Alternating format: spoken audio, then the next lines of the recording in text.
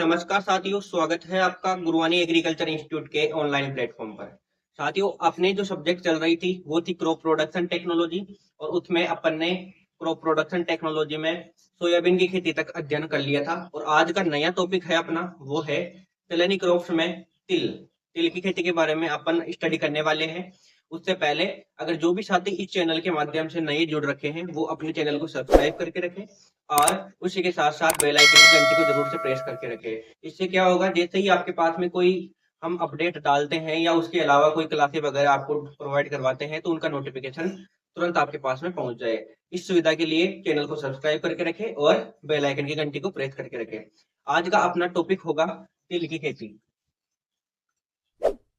तिल की खेती के बारे में आज अपन पढ़ने वाले हैं। तिल को इंग्लिश में देखिएगा, तिल बोलते हैं या शीशम बोलते हैं। इसे शीशेमम भी बोलते हैं या शीशम भी बोलते हैं या तिल भी बोलते हैं। ठीक है, अपन बात करेंगे बेसिक से लेके एडवांस तक।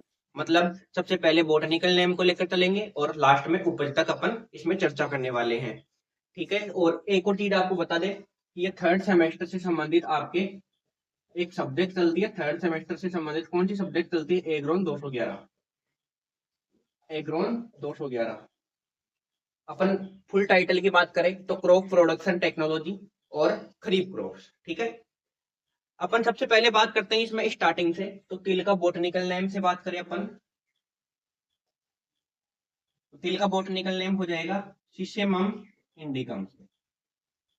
सिसेमम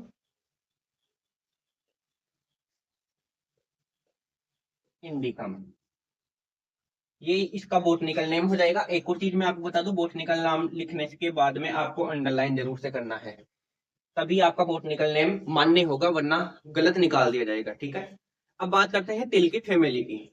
तिल की फैमिली की बात करें अपन, या तिल के परिवार की बात करें, या अपन बात कर सकते हैं इसमें और क्या बोल सकते हैं, इसे अपन कुल बोल सकते हैं। ठीक है, फैमिली की बात करें तो इसकी फैमिली हो जाएगी पेडालिएसी।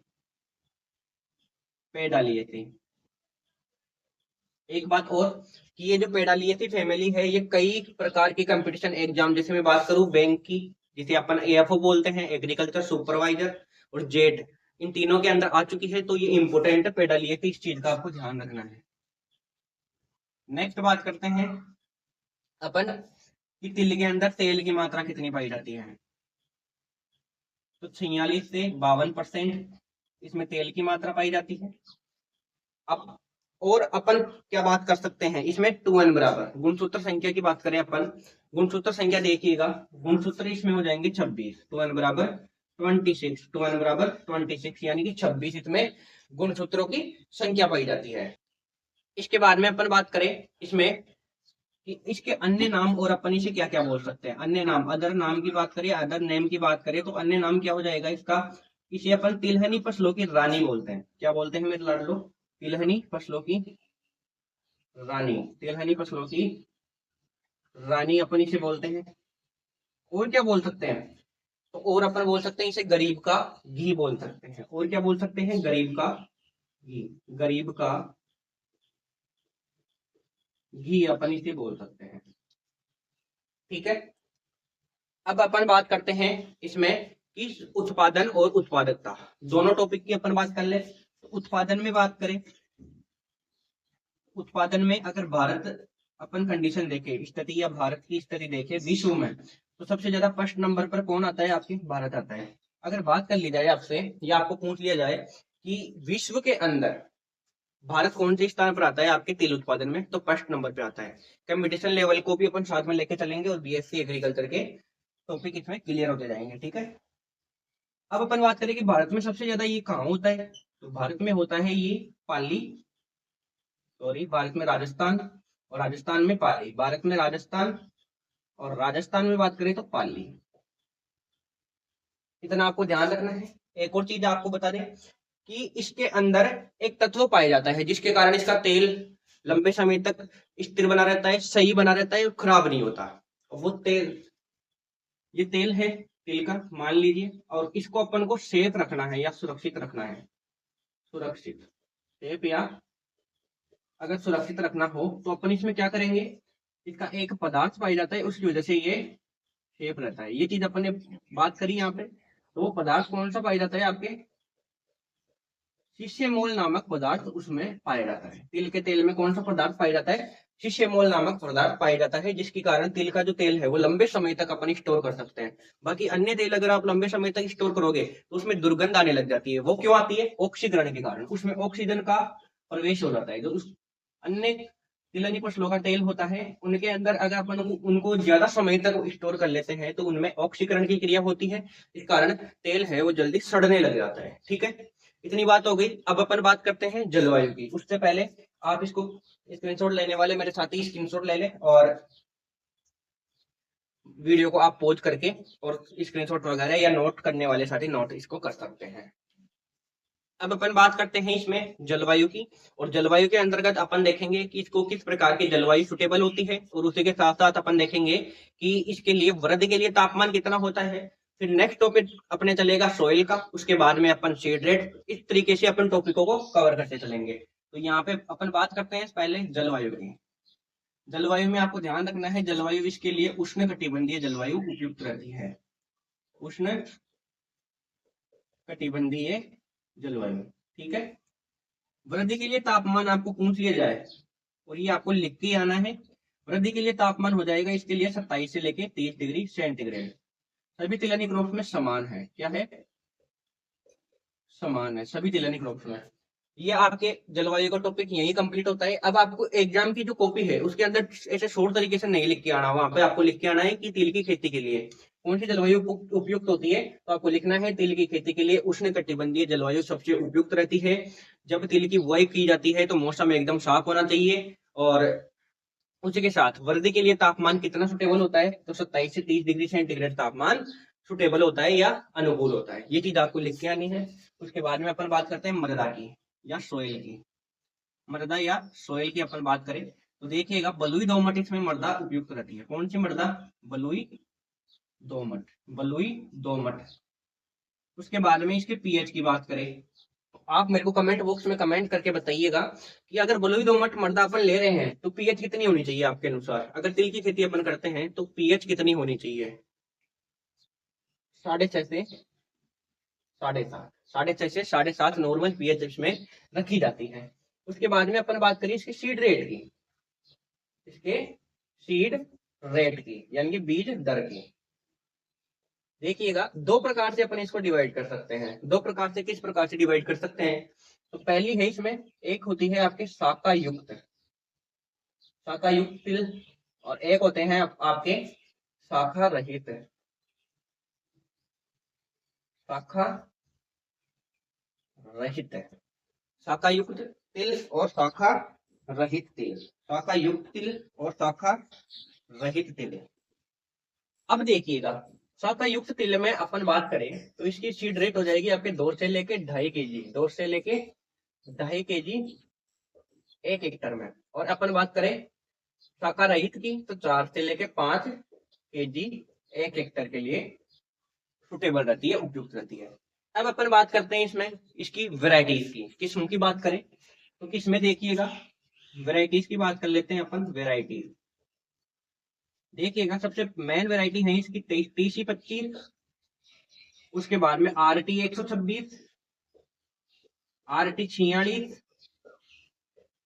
और उसी के साथ चेतक, उसी के साथ प्रताप, प्रताप तिल। ठीक है, ये इसकी वेराइटीज में सम्मिलित हो जाएगी।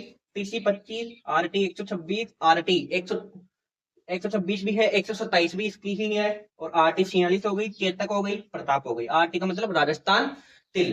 और एक चीज ये और ध्यान रखनी है, जो चेतक है ये आपके जयपुर के लिए उपयुक्त है। जयपुर के लिए उपयुक्त वैरायटी कौन सी है, तिल की चेतक। ठीक है, इस चीज का आपको ध्यान रखना है, ये चीज आप नोट कर सकते हो। उसके बाद में अपन बात करते हैं इसमें रोग की बात करते हैं। रोग यानी कि डिजीज, डिजीज की अपन बात करें तो इसका एकमात्र डिजीज आपके सामने मैं लिख देता हूं, जो कि सबसे इंपोर्टेंट और कई बार एग्जाम में पूछा भी गया है, बहुत ज्यादा एग्जाम में पूछा जाता है। तिल का फाइलोडी, ये इसका एक रोग है। और ये रोग आपकी मैं बात करूं यहाँ पे तो ये किसके द्वारा होता है मेरे लाडलो, ये होता है आपके माइकोप्लाज्मा से। किसके, माइकोप्लाज्मा। तो आपसे पूछा जा सकता है कि तिल का फाइलोडी जो रोग है उसका रोग कारक है, आपको ऑप्शन दे सकता है कवक, विषाणु, जीवाणु या माइकोप्लाज्मा। तो राइट ऑप्शन माइकोप्लाज्मा। ये सर इसका वाहक कौन होता है, इसको फिर फैलाता कौन है? तो इसका वाहक होता है लीफ माइनर। लीफ माइनर के द्वारा ये फैलता है। ठीक है, ये चीज आपको ध्यान रखनी है। लीफ माइनर या अपन लीफ होपर भी इसे बोल सकते हैं। लीफ होपर, लीफ होपर के द्वारा भी फैलता है, लीफ माइनर दोनों के द्वारा फैलता है। अब बात करें अपन इसके कीटों की, तो कीट में देखिएगा, कीट में आपने सुना है क्या तिल का घुन? तिल का घुन ये क्या है? ये कीट है आपके पहला। ठीक है, तिल का घुन इसमें कीट होता है, इस चीज का आपको ध्यान रखना है। अब अपन बात करते हैं नेक्स्ट, उससे पहले आप इसका स्क्रीनशॉट ले सकते हैं कि इसमें रोग कौन सा होता है, तिल का फाइलोडी, और इसमें कीट कौन सा लगता है, तिल का घुन। आप इसका स्क्रीनशॉट ले सकते हो। अब मैं बात करूं इसमें लास्ट एंड फाइनल आपके पॉइंट, और वो पॉइंट आपके रहने वाला है इसकी उपज की। उपज की अपन बात कर लेते हैं। उपज देखिएगा, उपज की बात करें तो उपज इसमें 6 से 8 क्विंटल प्रति हेक्टर, 6 से 8 क्विंटल पर हेक्टर आपको उपज देखने को मिलती है। मैंने क्या क्या बात की, दोबारा रिवीजन करें अपन। तो इसका बोटनिकल नेम शिशेमा इंडिगम। फैमिली की बात करें तो पेडालिएसी। उसके बाद में मैंने बात की इसके 2n बराबर 26। नेक्स्ट मैंने बात की कि इसमें तेल की मात्रा कितनी होती है, तो 46 से लेके 52% तक इसमें तेल की मात्रा पाई जाती है।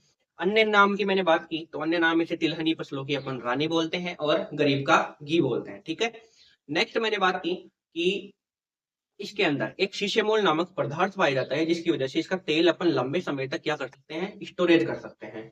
नेक्स्ट अपन बात करें जलवायु की, उससे पहले अपन प्रोडक्शन और प्रोडक्टिविटी देख लेते हैं। तो प्रोडक्शन के अंदर अगर विश्व की बात करें तो भारत फर्स्ट नंबर पे, और भारत में राजस्थान फर्स्ट पे, और राजस्थान में पाली जिला आपके फर्स्ट नंबर पे आता है। ठीक है, नेक्स्ट अपन बात करते हैं इसके क्लाइमेट की। तो वही क्लाइमेट जो कि अन्य सभी तिलहनी क्रॉप्स में चलती आई है, वो क्या है, उष्ण कटिबंधीय जलवायु।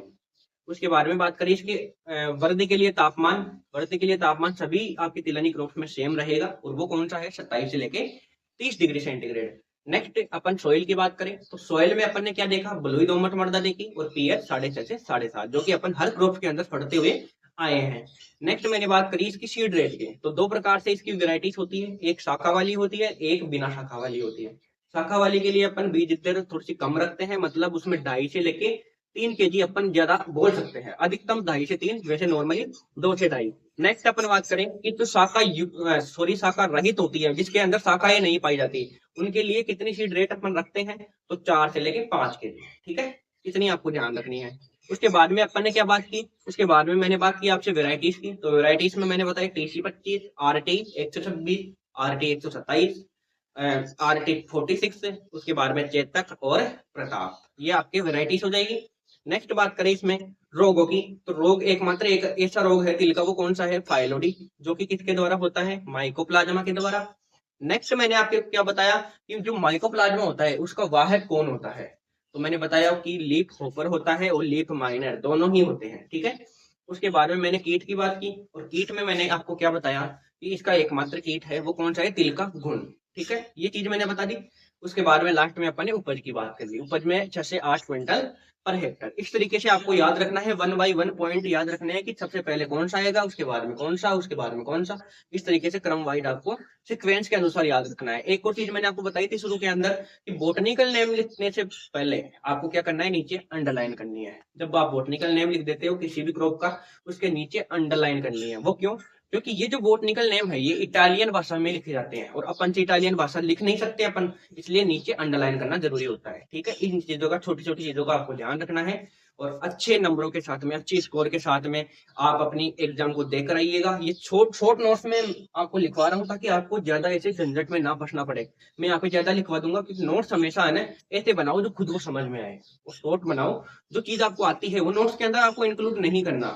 तो इस तरीके से आप नोट्स बनाओ, लेकिन इनको आपकी कॉपी के अंदर, या अपन बात करें एग्जाम बुक, जब आपकी एग्जाम होगी उस टाइप पे आपको बिल्कुल लॉन्ग टाइप में लिख के आना है। जैसे आपने जलवायु का पॉइंट डाला, ये लिख दिया कि तिल की खेती के लिए उष्ण कटिबंधीय जलवायु सबसे उपयुक्त रहती है, मौसम साफ होना चाहिए, एक लाइन और डाल दी कि इनकी वर्दी के लिए 27 से 30 डिग्री सेंटीग्रेड तापमान उपयुक्त माना जाता है।